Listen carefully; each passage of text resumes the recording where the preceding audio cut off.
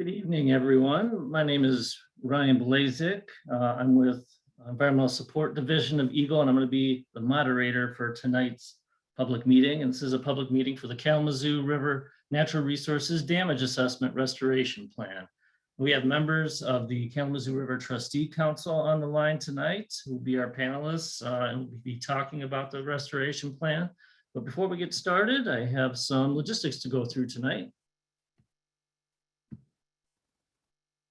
All right, for those of you who aren't familiar with the Zoom platform, the way this is going to work is all lines are muted during the webinar. So you'll be able to hear me, but we can't hear you. You can submit questions at any time using the question box in the GoToWebinar toolbar. This is actually for Zoom. So the Zoom webinar toolbar is at the bottom of the screen where you can type in a question. There will be a question and answer session at the end after the presentation, and we'll also give you an opportunity to raise your virtual hand, and we can unmute you to ask your question, but we'll talk about that more a little bit later on. And we're also recording this webinar. It'll be posted on our YouTube channel, and we'll be sending you a link to that in a few days. Without further ado, I'd like to invite the Trustee Council members to go ahead and introduce yourselves, please. Thanks, Ryan. Hey, everybody. Welcome and thanks for joining us. We're really excited to share some information about this plan with you. There's a lot of great work represented here, and we can't wait to begin the implementation phase. My name is John Riley, and I'm with the Michigan Department of Environment, Great Lakes, and Energy. And in addition to working on the NRDA process, I also serve as the Areas of Concern Coordinator for the Kalamazoo River. I am Jay Wesley. I'm with Michigan Department of Natural Resources Fisheries Division. I'm the Lake Michigan Basin Coordinator, but serve on the Trustee Council representing DNR. And I'm out of the Plainwell office, so I recognize a lot of the names that have signed up here, and I'm really familiar with the river and the project, so I'd be happy to talk offline with people if they would like to as well with these projects. So good evening. Good evening. I'm Julie Sims. I'm the Great Lakes Habitat Restoration Program Manager for NOAA's Restoration Center. I'm also a Trustee Council representative for this case and others around the Great Lakes. And normally my office is out of Ann Arbor, Michigan. Hi there. My name is Lisa Williams. I'm with the U.S. Fish and Wildlife Service out of our Ecological Services office in East Lansing. And I've been working on this natural resource damage assessment process since the early days. And I'll be doing the presentation tonight, explaining about the restoration plan and how we got to this point in the process and what the next steps are. And I am going to share my screen and get started.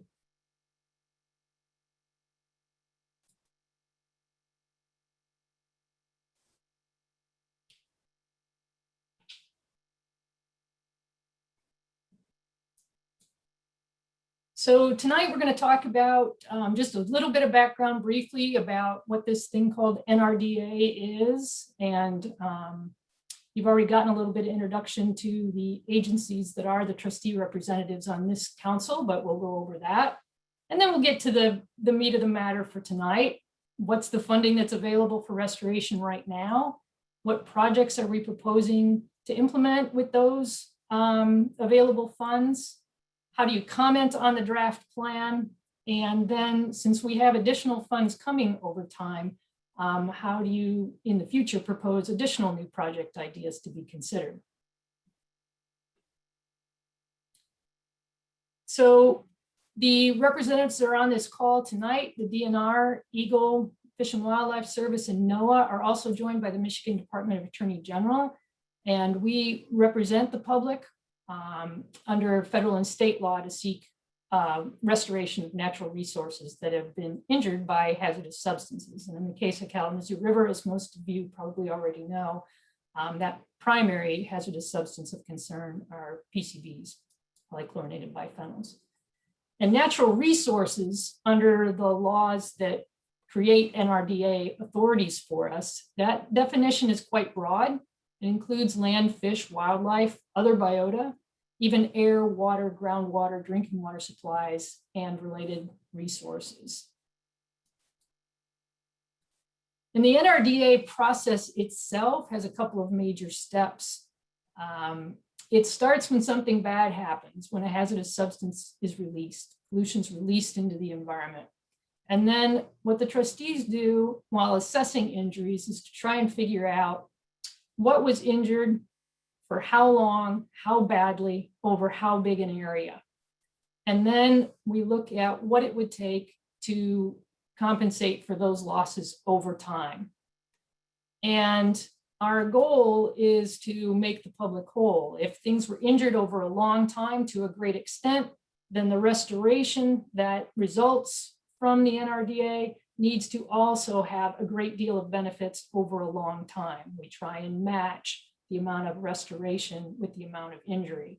And we do this not using taxpayer funds, but by using the authorities in the law to seek funding from the parties responsible for the pollution initially. And that can come in the form of actual cash funding, like we have here with the settlements we've gotten so far on the Kalamazoo, but other NRDAs, at least some part of the settlement or even all of it, can consist of a project that the responsible party does under the oversight of the trustees. So this trustee council has been working on NRDA in the Kalamazoo River associated with the Superfund site since 2000 in one way or another. And in the beginning, we started with assessment plans and reports and working side by side with the cleanup process and making comments on, working with, negotiating with the responsible parties to try and find alternatives on the remedial side and the response side that would accomplish those goals while producing the least amount of collateral damage to natural resources and the greatest amount of benefit. We've also done some restoration planning related to previous settlements that we've gotten and in anticipation of future one. So we did a restoration plan for one settlement that we got that focused primarily on Portage Creek and what's called Operable Unit 1 of the Superfund site. And that was the removal of the Alcott Dam on Portage Creek, which I'll show a little bit more of on the next slide. And then we did a site-wide restoration plan.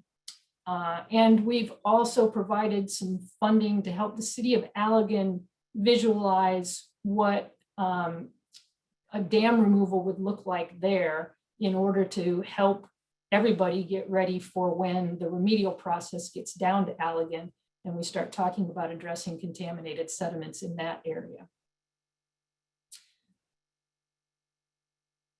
The Alcott Street Dam removal, the Alcott Street Dam was just to the south side of Alcott Street at the downstream end of Operable Unit 1, just upstream from the performance paper area where there had been a stream restoration project.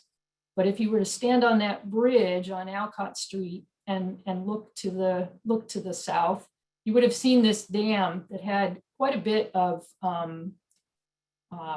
drop for the water as it came over there, and it slowed water down through that upstream section. So the project involved removing this dam, which was a little tricky because the concrete was connected right to the bridge, and put in, instead of this one big drop of the water elevation here at this dam structure, a series of little rapids, little riffles over the length of, over a pretty long section of Portage Creek to distribute the drop of the water. So this is what it looks like now, looking that same direction toward where the dam was.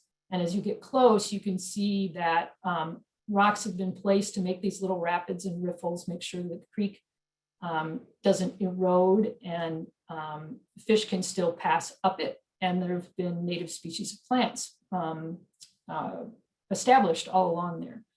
And with the cleanup getting ready to happen at OU1 over the next few years, the idea is that this area would then eventually be open to the public. It's still behind the fences of OU1, but the Fish and Wildlife can use it for now. So I've talked a little bit about some of the ways that the NRDA relates to the Superfund cleanup that's going on. In both cases, it's the release of hazardous substances that trigger the cleanup and our authorities to pursue funding for NRDA restoration. And where the cleanup is led specifically by response agencies, EPA and in this state, Eagle, and the endpoints are toward protecting the risk to humans and the environment, and it consists of removals and remediation. Whereas for NRDA, there's a trustee council. EPA is not part of that trustee council, and then some additional agencies that aren't part of the cleanup process are part of the trustee council. Instead of just looking at protecting from future risk, the NRDA process looks at injury over time. And we do restoration as our end result.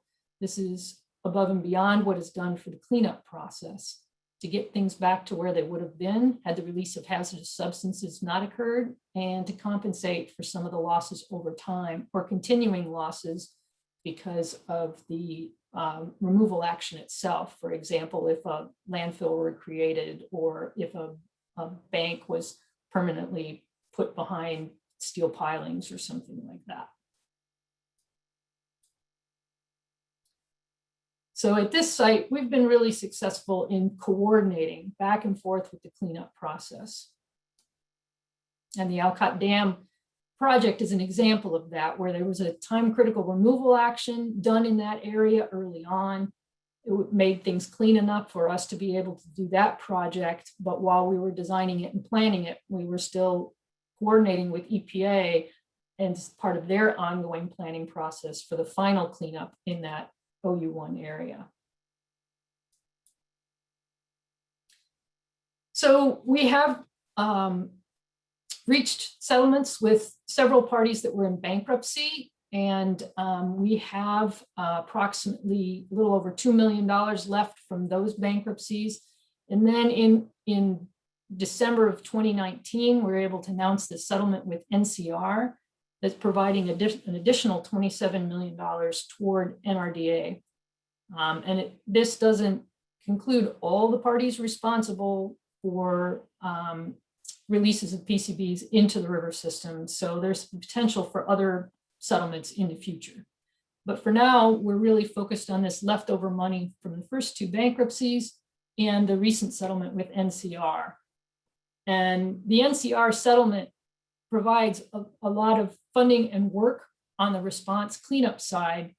And the NRDA part is divided into two pieces, $25 million for new restoration and $2 million against our past costs. And that 25 million we don't get all at once.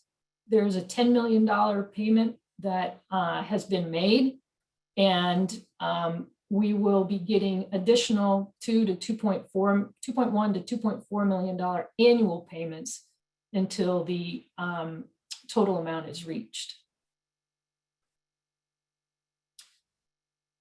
So we look to, as part of getting to the restoration plan that we're going to talk about tonight, we had a guiding document for restoration that we worked out through a public process back in 2015, 2016.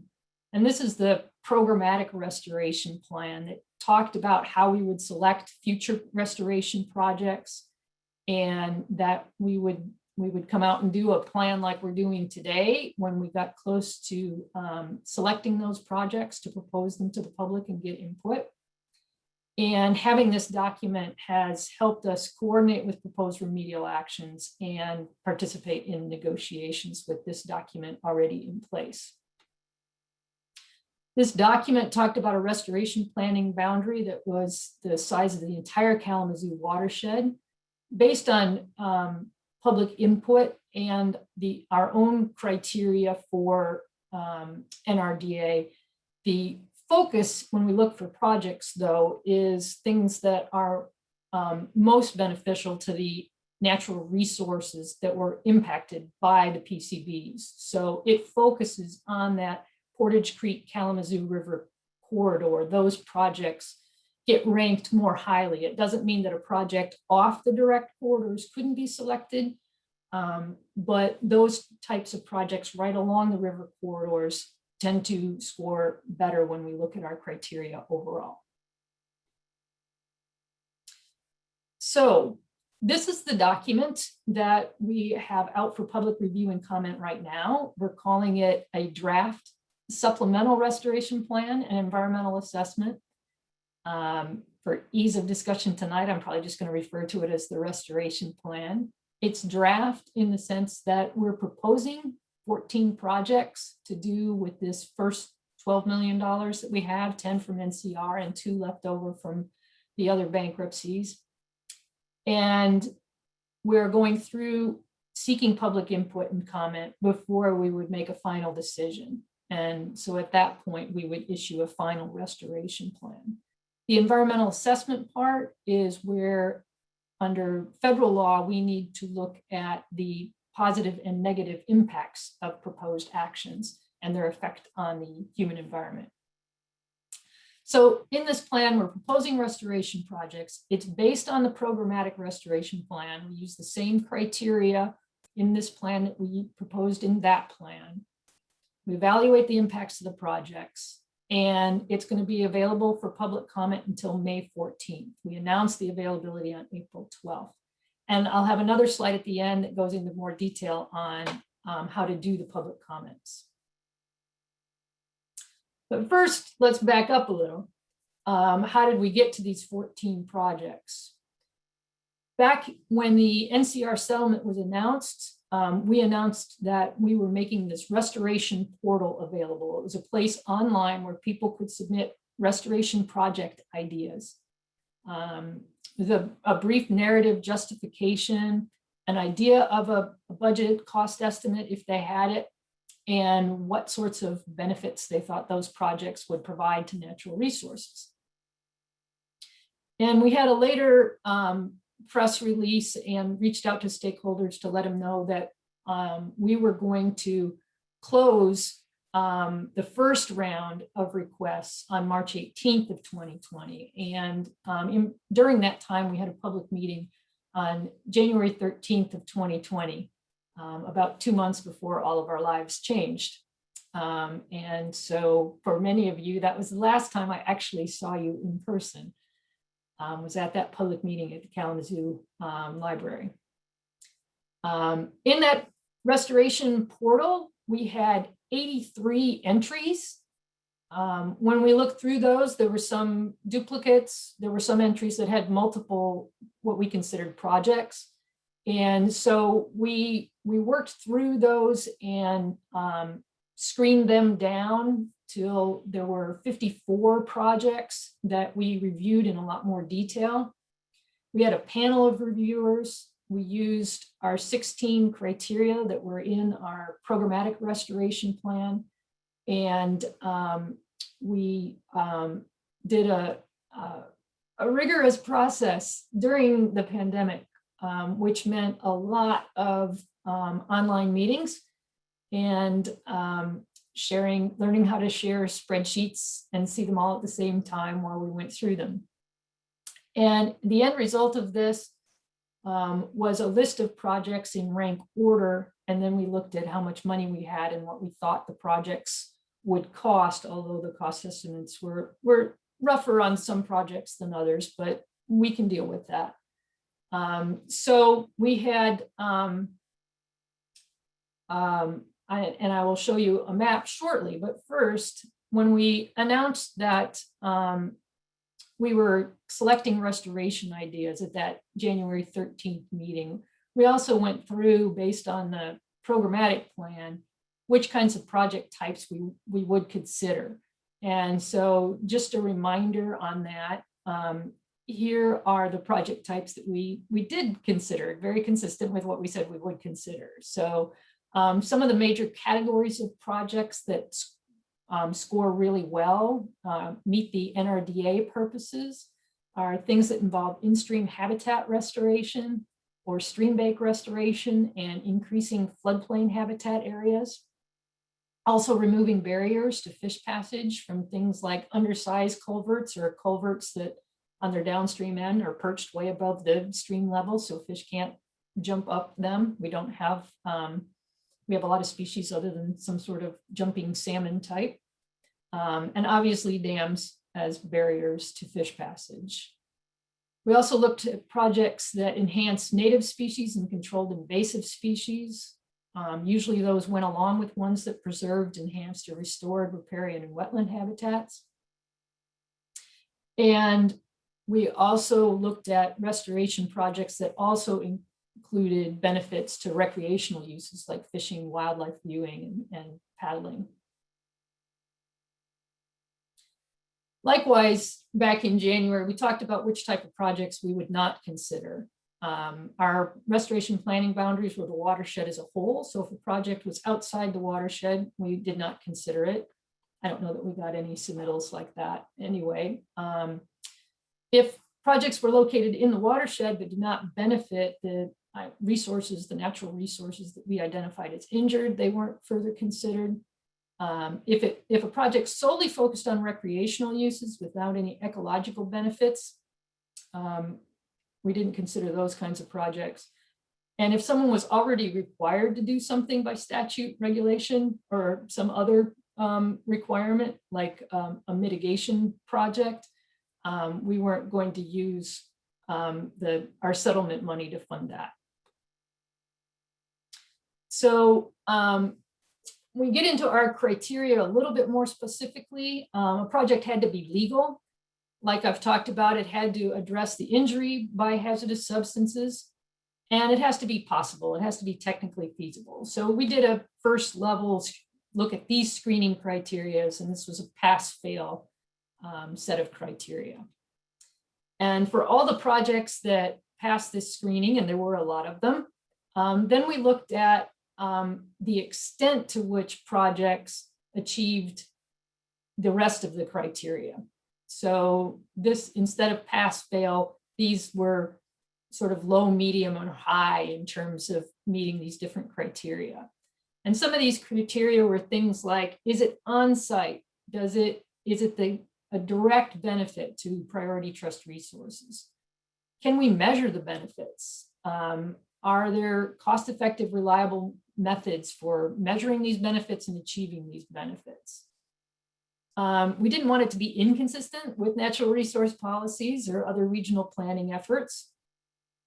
We needed to consider the response actions and when they would happen and to where and to what extent. And to the extent that projects provided a large range of benefits to multiple natural resources, they tended to score better than those that just provided benefits to a single natural resource. And all other things being equal, if a project could be walked to or biked to by a neighborhood that had been particularly impacted by PCBs and other contaminants over time, those projects were favored. So given all these things and the specific characteristics of the Kalamazoo River, the kinds of projects that tend to get priority were those that improved aquatic and riparian habitat and the connectivity of habitat, and that benefited fish, birds, and fish-eating mammals. They were the groups that were most impacted by PCBs. When all was said and done and we went through the ranking process and looked at costs, we focused in on 14 projects, and based on the wealth of ideas that were submitted, it happened that the 14 high scoring projects were also geographically distributed over the site. So we were really happy to see that. And on the next slide, I'm going to show the names of these, and hopefully the type doesn't get too small, but John's going to put in the chat or Q&A a link to a PDF that has this map and project list. In case you haven't looked at the restoration plan yet, that can be a handy little guide to the projects. So starting at Lake Michigan with project number 1, and they're just in upstream to downstream order here. The The first project is River Bluff Park Shoreline Restoration. This is a township park where the bank of the Kalamazoo River has some pretty significant erosion problems.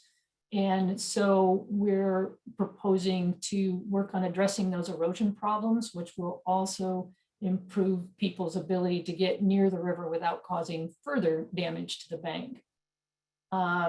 Number 2 marks the approximate location of a set of land protection projects in Manlius Township to preserve some critical riparian habitat areas. The Koopman Marsh restoration is on DNR land, and there's a marsh there that the DNR believes could function better and have better connectivity to the river. But at this point, that project is just a feasibility study. We don't have a definite plan on that one yet. Project number 4 is another acquisition project. This is for a good sized parcel near Calkins Dam, the dam that forms Lake Allegan. Project number 5's at the Allegan City Dam. And while we previously funded some conceptual design work, the proposal here is to fund some of the actual engineering and design work that would need to be done before the dam could be removed in coordination with the response actions. Number 6 is near the city of Allegan, and that's another acquisition project that would result in a nature preserve within walking distance of the city. Number 7, Trowbridge Township Restoration and Access. And you may have heard about this one in other forums. As part of the removal action going on in the Trowbridge impoundment, the EPA and the folks doing the work are needing to create a large staging area for equipment and treatment and movement of materials. And as they leave, as they finish that project, it's a place where a boat launch has been. And so a team of folks have been talking to a wide variety of stakeholders about what that site should look like. And what we're proposing as an NRDA contribution to that project is to do some of the habitat features associated with that access site. Number 8, the Plainwell Dam area. That was a site of a removal action. There's going to be some additional remedial work, but there's some additional habitat benefits that we think can happen in that area above and beyond what's going to happen with response. Number 9 is the Plainwell Diversion Dam in Mill Race, and I have a separate slide to explain that one. 10 is Commerce Lane Railroad Trestle Removal and Bank Restoration, and this is in Parchment. There's a railroad trestle that crosses the Kalamazoo River at an awkward angle and has a lot of pilings and results in a lot of debris accumulating there and then that backing up and causing erosion. So we're looking at a feasibility of a project there to remove that trestle and restore some banks and have some public access to the river. Number 11, Davis Oldenstead Drain, also known as Davis Creek, in Kalamazoo by the A-site landfill, Willow A-site landfills. There are some road crossings there that are really not designed with the creek or the drain function in mind. And there's plans already on the book to upgrade those, and it'll provide a lot of benefits to that creek and its connectivity with the Kalamazoo River. So we're proposing to fund that. And then in Parchment, there was a proposal to look into what could be done to establish sort of a wildlife corridor through the city. And so we want to put some funding toward seeing what that could look like a little bit better and perhaps implementing it going forward. Number 13, Reed Court floodplain and stormwater improvements. That's along Portage Creek, and I've got another slide to explain that. And the last one's kind of unique because it's not a specific restoration project, but it's looking at some of the remedial work and restoration work that has used these creation of rapids, these riffles at dam removals. And we want to gather information on those, on how successful they've been at achieving their objectives over time, And for some of those projects, freshwater mussels, clams had to be moved out of the way or they were going to be killed by the response action. And they were relocated upstream. We want to look at how well that worked. And the purpose of all this is to continue to improve our advice in terms of how these projects going forward are going to be designed, because there are more dams to be removed.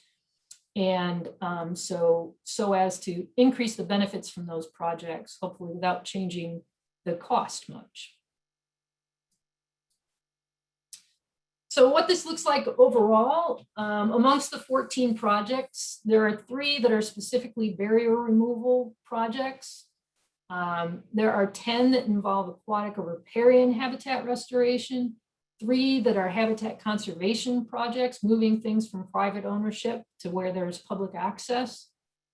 Of the 14 projects, 13 of them have at least some level of recreational benefits.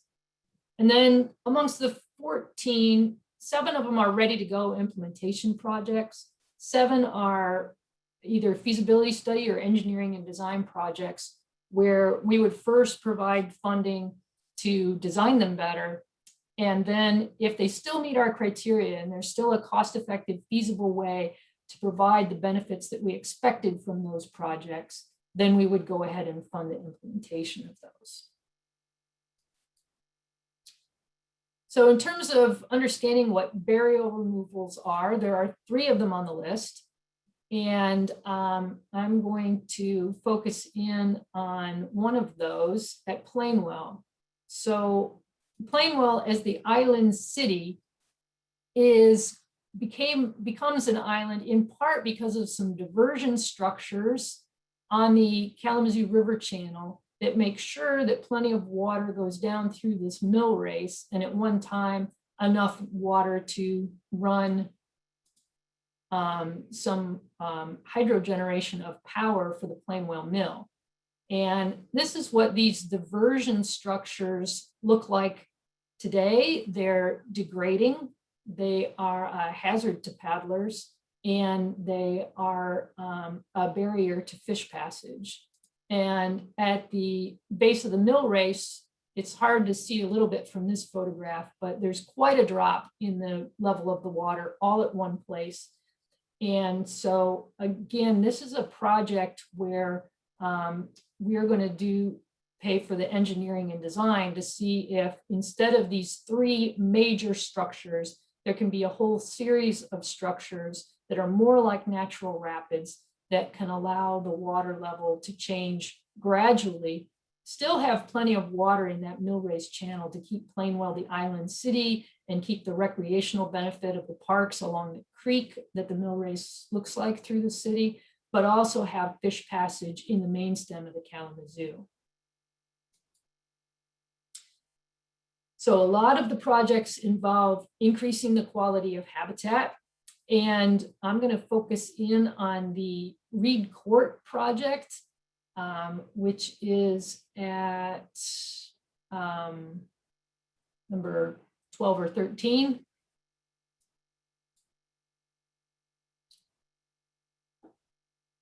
Yeah, it looks like it's 13 on the list. And so this is another place where there's this interplay between the cleanup and the restoration work we're proposing to do.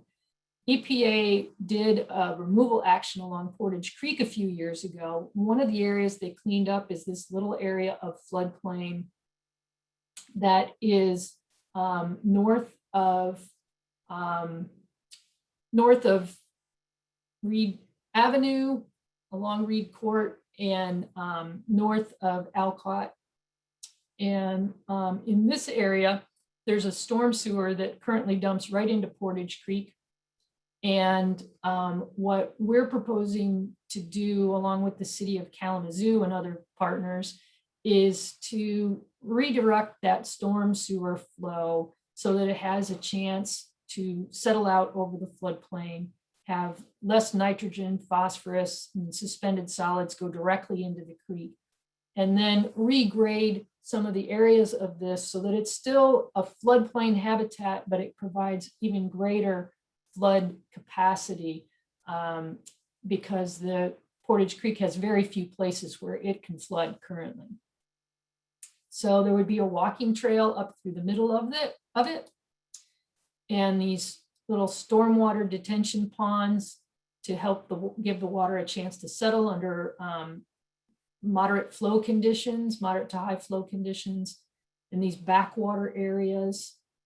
Of course, when you have a really big flood, this whole parcel will probably be underwater, but this is going to help make that severe flooding less frequent downstream by a little bit, but every little bit counts along Portage Creek. So habitat conservation, there are 3 of these projects that specifically are acquiring land along the Kalamazoo River. And so these lands will either be owned by the DNR or by a partner organization that allows public to come in to enjoy these as nature preserves and protect them from future development. So that gives you an overview of the 14 projects that we're proposing. They're, of course, described each of them in more detail in the restoration plan itself. So, but we're in part of a project selection cycle. This is not the last time to submit ideas and the last projects we're going to fund by any means. So we provided the public notice of this round, and then we drafted this focused restoration plan, which consists of evaluating project ideas using our criteria and proposing projects, and then putting that out for public review and comment. And that's where we are now. And depending on the comments we get, we will either have to do this cycle again or move forward with finalizing this focused restoration plan and begin implementing projects, funding them, working with the project partners. But in the meantime, we'll be looking ahead. We'll be getting a future payment from NCR. And so we'll have another round of restoration planning going forward. Before I talk more about that, when we're implementing these projects, we're just going to use our normal agency methods to work with our partners. And we expect the projects, now not all projects are the same type of projects, but generally the projects that involve restoration would have some sort of performance criteria, what measurable objectives, what we're trying to achieve with the project, and a management plan where there's some monitoring. We look at how it's doing and we have a chance to go back and make adjustments if needed.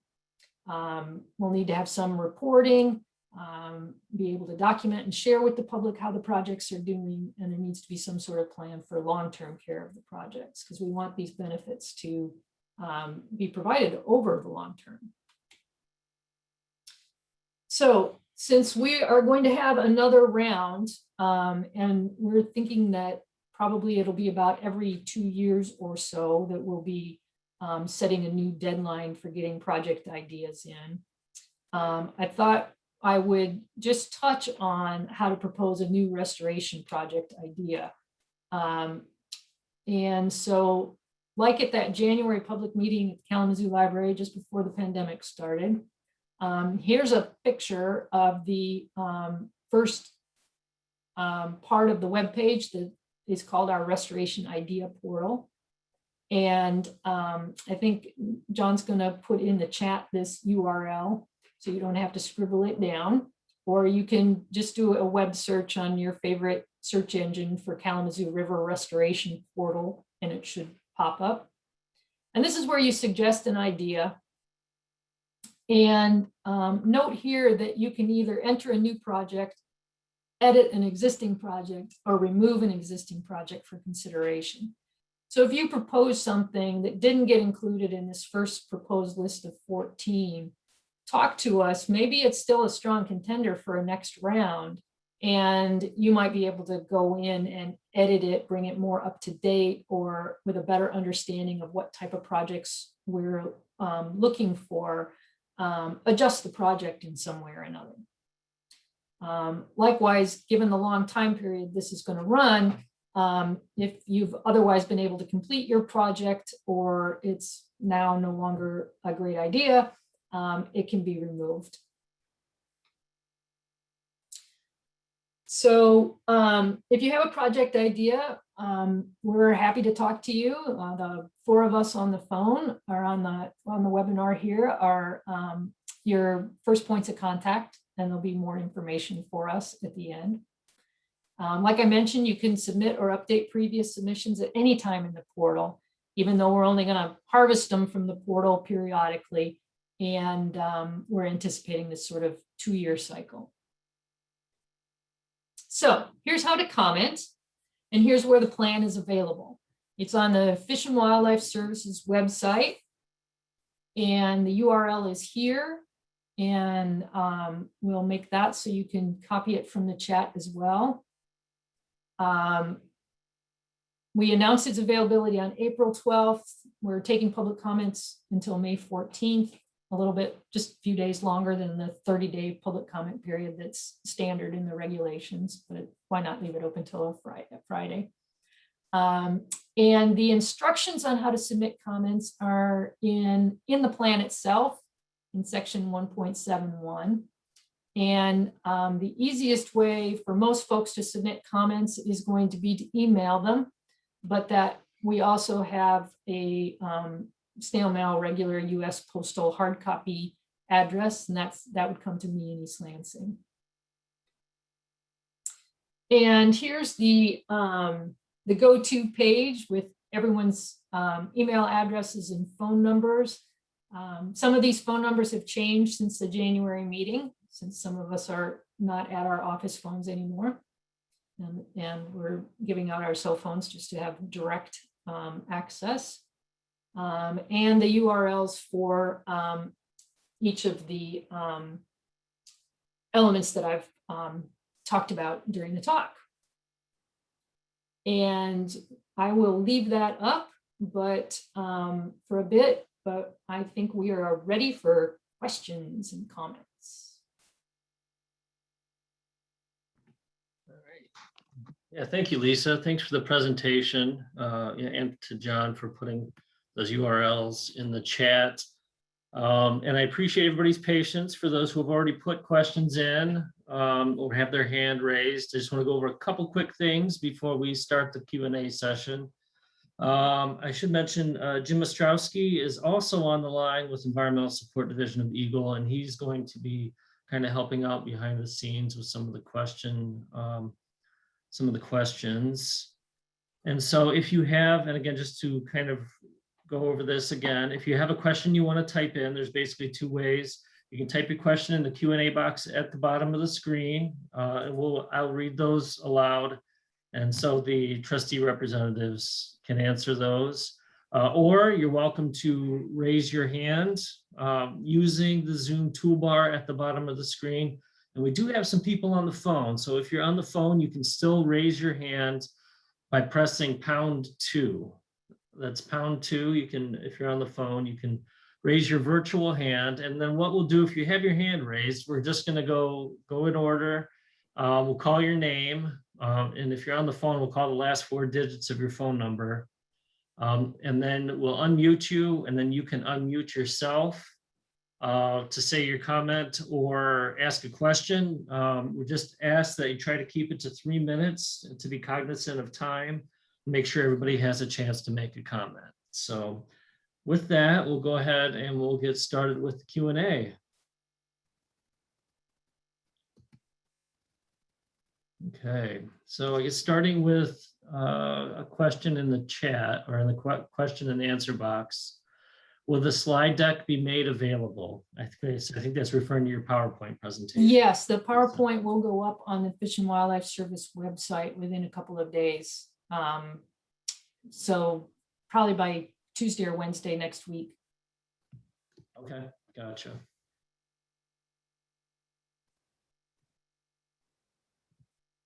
Okay. The recording will take a little longer. If you have folks that aren't able to be here tonight but are interested in seeing tonight's presentation rather than just looking at the slide deck, that takes a little bit longer. We're processing it. There'll be closed captioning to make that recording more accessible.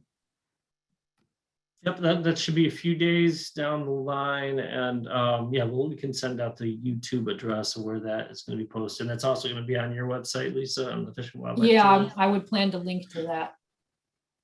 Gotcha. Okay. And okay, we'll go on to the next question. All right, is it anticipated that the Reed Court Stormwater Management Project will significantly reduce the frequent and serious flooding downstream in the Upjohn Park, Vine Street, Crosstown Parkway area, or other flooding prone areas on Portage Creek course? We don't have a lot of space in that parcel to really probably significantly reduce the flooding. It will help a little bit. We also know that floods seem to be, extreme weather events and floods seem to be happening a little bit more frequently. So I certainly don't want to overpromise. I think the greater strength of this project is going to be in dampening out the pulse from that storm sewer. So all that storm sewer runoff won't be hitting the creek all at once, and it will have a chance to reduce the nitrogen and phosphorus and suspended solids from that. So it will have some benefits, but I don't know that it's going to have a huge impact. It will be, I think it will be hard to measure given what's happening with weather and the flashiness that's Portage Creek. But there's a series, the Portage Creek Renaissance group, folks in the city of Kalamazoo are trying to do a lot of different things along Portage Creek to try and do that. And I don't want to steal their thunder, but this is just one piece with a system like Portage Creek. You know, you got to do every little bit you can along the way, and hopefully all those pieces add up to eventually make things better for those areas identified in the question. Okay, thank you. Thank you for answering that, Lisa. I think what we'll do is we'll go to the participants who have their hand raised. Oh, and I'm actually not seeing any right now. Do a quick scan here. Okay, so we don't have any participants with their hand raised. Again, people on the phone, if you're on the phone, can select #2 if you'd like to raise your hand. So with that, I'm going to go back to the Q&A box and see what questions we have in there. Ryan, this is Jay, and I just want to recognize Megan Miller joined us. She's with the Attorney General's office, and she represents the state of Michigan on the trustee council. So, okay. Yeah, thanks for sharing that, Jay. Also, for the benefit of folks on the phone, somebody mentioned maybe we should spell out the email address to submit comments for those who aren't actually watching right now. So if you're on the phone, you can email comments on the restoration plan to kalamazoo.nrda@noaa.gov. And I'll repeat that again. The email address to submit comments on the restoration plan is kalamazoo.nrda@noaa.gov. Thanks. Thanks, John. All right, so moving on here. I've got a question asking to share how many people have joined in the meeting tonight. Just curious. So we have 41 participants right now. For those of you that might be interested. Okay, and then the next question, what is the implementation timeline for these 14 projects? Oh, they really vary. It's going to take, after May 14th, we have to review the comments and try and understand how that impacts our proposal to select these. Assuming we went forward with these, it would take a little bit of time to finalize the plan and put that back out. But if all things go well, we would expect to start having money available for some of these still in 2021. But I think we would start to see some of the restoration projects like Davis Olmsted Creek, and some of the work at the Plainwell Dam happening in 2022. And then some of the projects are staged where there's phased where there's an engineering and design portion and then implementation after that. So it could be several years before all of these are completed. I don't know, Julie, Jay, John, did you want to add to that? Sounds like you covered it. That seems about right to me. There's variability there, and Good. Thank you. as quickly as we can. Yeah, we're excited to get going on this. Yeah. Definitely. For the projects between Morrow Dam and Lake Allegan, do you foresee any issues completing the proposed project with all the sediment release from Morrow Lake? We actually talked about that in the plan some, that for the specific projects that we've chosen, we don't think there are direct impacts. It could affect some of the timing on the response side. Yeah, and to the extent that any of our projects, like the Plainwell Dam one, if what has to happen on the response side gets slowed down because of those deposits, it's possible that trying to have our project mesh with theirs could get a little slowed down. But we think most of these projects are safely independent of that. Gotcha. Thanks, Lisa. And then there's a comment here, just says, thanks. They're all great projects. Yeah, in terms of the types of comments that we're looking for on the plan, we love those kind. A lot of times in public comment periods, the people who tend to write in are the ones that are unhappy. And if we don't hear from the happy people also, we might get a skewed perspective. So we love to hear if you like projects. We also recognize that there may be information that some of you have that we didn't have when we were writing our plan and looking at these projects. So if you look at our list of projects and the locations and you go, you know what, I think there used to be a dump at that site that they're talking about cleaning up, please let us know that. We don't claim to have perfect information. So if there's a particular project you like, if you know of a problem with a project, be sure to let us know. Yeah, absolutely. Is there anybody else? I think I've gotten through all the questions I have right now. I have a comment here. Great, thank you. Glad to see a lot of interest in the community. Also thankful for the entire team for their work on these projects. Thank you. And then looks like we had a question come in. Can you please give us some detail on the Manlius wetland project, including more specific location? I don't know if I pronounced that correctly. Yeah, I'm going to bounce that one to John. Okay. Yeah, so the Manlius Township project is where isn't it the Rabbit comes into the Kalamazoo right there? And it's kind of in that sort of peninsula, I guess. There's an area there where it's proposed, and we haven't started any discussions directly with any of those landowners, but there's some potential there to, we understand, to acquire some of that property for conservation, long-term conservation benefit. Wait. Okay, thanks, John. Is there anybody who wants to raise their hand or say a comment verbally? We haven't had any of those yet. You're certainly welcome to do that, but you don't have to. Obviously, we have the question and answer box going here, so you're welcome to type any other questions or comments in there. Oh, right. I saw what you did there. So you went back, and that would be project number 2 on the There we go. list. Right. Thanks for that. Sorry if I gave anybody seizures from going too fast through slides.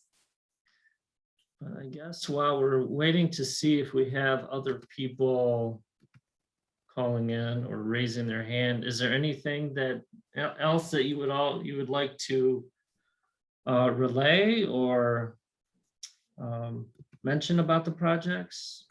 Looks like we've gotten some good positive comments. And I think I'm not seeing any others come in. The only thing I can think is just to emphasize that, we're taking comments through May 14th. That's the deadline. So if you are thinking that you might have something to contribute, positive, negative, indifferent, however that goes, May 14th is the day that we need to have those comments by. So.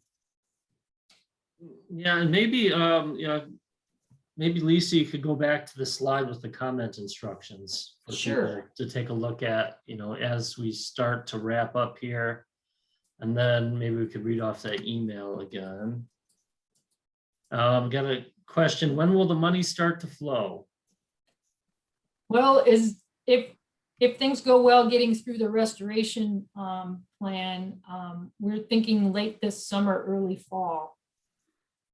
One of the challenges we have in our agencies is that while this money is not tied to a fiscal year, all of our contracting and agreements people are tied to fiscal years, and our fiscal years start October 1st. So even as early as July, but definitely in August and September, they start shutting down to us bringing them new projects so that they can get their books closed. So unfortunately, about the time we finalize this plan and can start moving money out of the big account where it's earning interest and want to get it out to people, that's when we're going to hit our contracting bottleneck.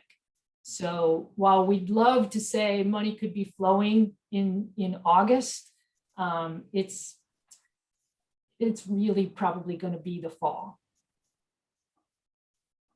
Gotcha. Probably Sorry, I was November. going through the slides. Yeah, I was gonna say with the contracting deadlines, by the time the fiscal year starts and then you get access to move funding again, it's typically around November. But there's lots of work that we can do in between. Yes, absolutely.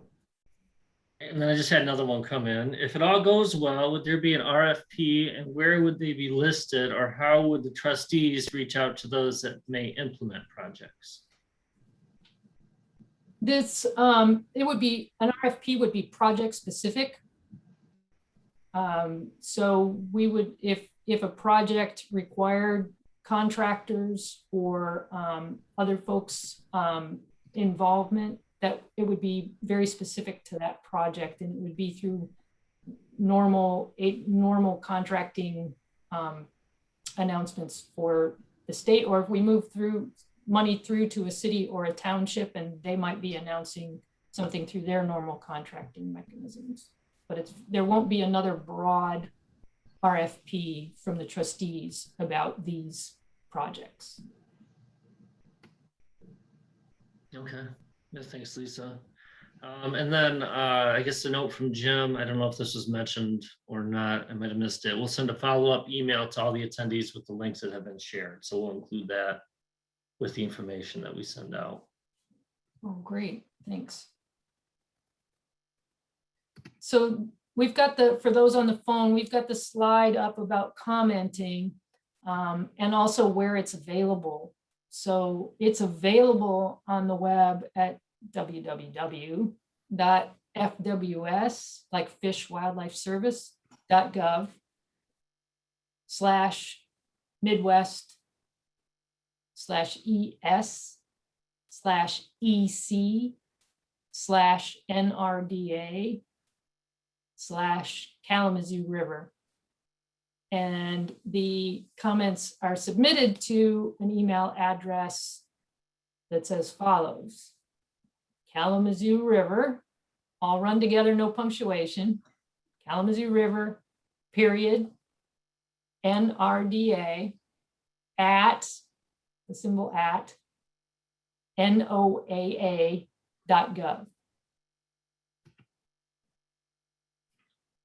All right.